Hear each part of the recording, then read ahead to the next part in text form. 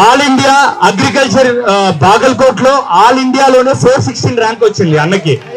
అలాగే అక్కడ పీజీ చేసి హార్టికల్చర్ కి సంబంధించి మన రాష్ట్ర ఎగ్జామ్ మన రాయలసీమ జోన్ లో ఉన్న 2-3 జాబుల్లో అన్నకు ఒకటి వచ్చింది. ఓకేనా, గట్టిగా, చాలా గట్టిగా. ఓకే, సో మీ అందరూ కూడా ఇదే ప్లాట్ఫామ్ లో 2030 నాటికి ఎగ్జామ్ పెట్టినప్పుడు మీరు కూడా ఇక్కడికి వచ్చి మాట్లాడతారా? ఇంకొకటి చెప్తున్నాను, ఇప్పుడు వచ్చిన ఫస్ట్, సెకండ్, థర్డ్ అందరికీ జాబ్లు వస్తాయని కాదు. నేను చూసిన వాటిలో, నేనున్న సాఫ్ట్వేర్ కంపెనీల్లో ఎంతో మంది యావరేజ్ స్టూడెంట్లే ఈరోజు బ్రిలియంట్ గా పర్ఫార్మ్ చేస్తున్నారు. So being an average student is best option. దానికన్నా వేరేది లేదు. మీ లైఫ్ లో ఒక కంఫర్ట్నెస్ వస్తుంది, మీరు ఇంకా చదివి బాగా ఎదుగుతారు. ఓకే, మీరు ఇక్కడికి వచ్చి అలా మాట్లాడాలని నేను మనస్ఫూర్తిగా ఇక్కడ ఉన్న పెద్దలు కూడా కోరుకుంటున్నారు. Thank you Mahesh. Everyone, good afternoon. అందరు బాగున్నారా? Okay, first of all thank you team Vadanya, నాకు ఇంత మంచి ఆపర్చునిటీ ఇచ్చినందుకు, ఇంత గొప్ప వ్యక్తుల్ని కలిసే అవకాశం కల్పించినందుకు thank you so much. First Vadanya ఈ ఆర్డిటి అనేది ఎట్లుంటాయంటే, మనం ఏమేమో అనుకుంటాం, చాలా గొప్ప కళలు కంటాం, కానీ ఆ వెళ్ళే దారిలో కొన్ని అడ్డంకులు అనేవి ఎదురవుతాయి. ఆ మార్గాల్లో ఆ ముళ్ళ బాటల్ని తొలగించి మనకి పూల బాట వేసి సక్సెస్ని రుచి చూపించేవి ఈ ఆర్డిటి వదాన్య సంస్థలని నేను గట్టిగా నమ్ముతా ఉన్నా. Thank you so much. So ఇక నా సక్సెస్ జర్నీ వస్తే, ఫస్ట్ నేను మాది మాకోడికి తాండా అని అనంతపూర్ చిన్న మారుమూల గ్రామం. నేను అక్కడే చదువుకున్నాను. గవర్నమెంట్ స్కూల్ నుంచి వచ్చాను అనమాట. 9th క్లాస్ వరకు నాకు స్టడీస్ అంటే అసలు ఇంట్రెస్టే లేదు. క్రికెట్ అంటే పిచ్చి, క్రికెట్ అంటే చాలా బాగా ఇష్టం నాకు. అలాంటి సిచ్యువేషన్లో రూరల్ డెవలప్మెంట్ ట్రస్ట్ నుంచి ఆర్డిటి క్రికెట్ టోర్నమెంట్స్ జరుగుతాయి కదా, ఆ టోర్నమెంట్స్లో నేను కంప్లీట్లీ ఫెయిల్ అయిపోయాను. నేను అసలు నా వల్ల కాదు, ఇంకా ఆడేకి రాదన్నట్టు చాలా డిప్రెస్ అయిపోయాను, రాదని. అలాంటి సిచ్యువేషన్లో మా హాస్టల్ వార్డెన్ ఒకరు ఉన్నారు. ఆయన ఈ క్రికెట్ ఈ సైడ్ వెళ్తే మీకు ఏంటి యూజ్, అలాగే ఇట్లా ఎడ్యుకేషన్ సైడ్ వెళ్తే నీకేంటి యూజ్ అనేది క్లియర్ కట్గా ఎక్స్ప్లెయిన్ చేశాడు. అలాంటి సిచ్యువేషన్లో నేను మండల్ టాపర్ వచ్చాను. మండల్ టాపర్ అలా అర్థం చేసుకుని, ఆ తర్వాత నెక్స్ట్ ఆర్డిటి సంస్థ వారే సేమ్ టాలెంట్ టెస్ట్ కండక్ట్ చేస్తున్నారు. ఆ తర్వాత నీకు ఎడ్యుకేషన్ మొత్తం ఫ్రీగా వస్తుంది చూడు మహేష్ అని ఒక చిన్న హింట్ ఇచ్చారనమాట. ఆయనే తీసుకెళ్ళి నాకు ఎగ్జామ్ రాపిచ్చారనమాట. సరే రాశాను, అందులోనే సీట్ వచ్చింది. ఇంటర్మీడియట్ జాయిన్ అయిపోయాను. ఈ గ్యాప్లో ఇంటర్మీడియట్ 2 years చాలా బాగా చదువుకున్నాను. మంచి 940 మార్క్స్ వచ్చాయి, చాలా మంచి స్కోర్ చేశాను.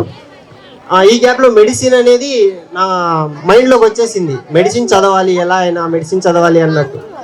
కానీ అన్ఫార్చునేట్లీ నాకు సీట్ రాలేదు. అప్పుడు కూడా చాలా డిప్రెస్ అయిపోయాను అసలు. మళ్ళీ అదే సరే మోటివేట్ చేశారు.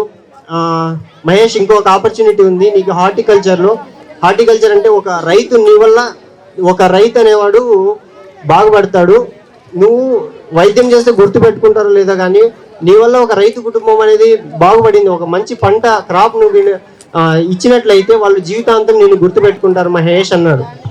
సరే అట్లే 4 years హార్టికల్చర్లో జాయిన్ అయ్యాను. తర్వాత 4 years కంప్లీట్ అయిపోయింది. నెక్స్ట్ ఏంటి అనేది ఆలోచిస్తాను. ఏం తెలియదు నీకు నెక్స్ట్ ఏం చేయాలి, నెక్స్ట్ స్టెప్ ఏంటి అని. పీజీ చేద్దామనే ఆలోచన కూడా లేదు. అదే టైంలో నాకు టీం వదాన్య నుంచి కాల్ వచ్చింది. టీం వదాన్య నుంచి నెక్స్ట్ చదవడానికి నాకు స్తోమత లేదు. అంటే ఆర్డిటి ఇంకా హెల్ప్ అడగలేకపోయినా నేను ఆర్డిటి వాళ్ళని. ఖచ్చితంగా చెప్పాలంటే ఇన్ని రోజులు నాకు చాలా హెల్ప్ చేశారు. అంటే ఫస్ట్ క్లాస్ నుంచి డిగ్రీ కంప్లీట్ అయ్యేంత వరకు ఆర్డిటి వాళ్ళు ఖచ్చితంగా హెల్ప్ చేశారు. చాలా మంచి ఆపర్చునిటీ ఇచ్చారు. ఇంకా మళ్ళీ అడగాలంటే ఏదోలా అనిపించింది. నాకు కొంచెం మొహమాటం ఎక్కువ అనమాట. అట్లా అడగలేకపోయినా నేను. తర్వాత ఇంకా అశోక్ సార్ నుంచి ఫోన్ వచ్చింది, టీం వదాన్య నుంచి కాల్ వచ్చింది. మహేష్, నువ్వు ఎంతవరకు చదువుతావో చదువు, నీ ఇష్టం అని. అలా వచ్చింది ఆపర్చునిటీ వచ్చింది. ఇంకొక ఆపర్చునిటీ వచ్చింది. అదే టైంలో exam all India entrance test రాస్తే దాంట్లో 416th ర్యాంక్ వచ్చింది. All India 416th rank, category 13th rank, ST కేటగిరీస్లో 13th ర్యాంక్ వచ్చింది. ఆల్ ఇండియా 13th ర్యాంక్ వచ్చింది. పీజీ జాయిన్ అయిపోయాను. At the same time state government నుంచి నోటిఫికేషన్ కూడా వచ్చింది.